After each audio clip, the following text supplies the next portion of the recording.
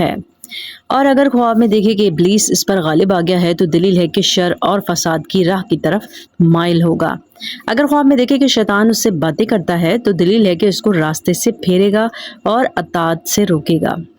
اطاعت مین بندگی سے روکے گا۔ اور اگر کوئی خواب میں دیکھتا ہے کہ ابلیس اس کو نصیحت کرتا ہے اور اس کو بھلی معلوم ہوتی ہے تو دلیل ہے کہ اس کے مال اور جسم کو نقصان پہنچے گا۔ تو خواب دیکھنے والے کو چاہیے کہ صدقہ کرے، استغفار کرے۔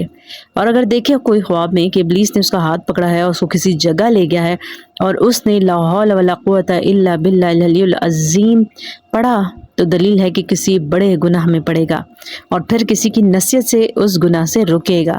اور اگر دیکھے کہ اس نے ابلیس کی گردن میں توق ڈال دیا ہے تو دلیل ہے کہ اہل دین کو اس سے خوشی پہنچے گی۔ اور اگر کوئی دیکھے خواب میں کہ ابلیس ضعیف اور عاجز ہے تو دلیل ہے کہ مسلح عالموں اور نیک لوگوں کو طاقت ہوگی۔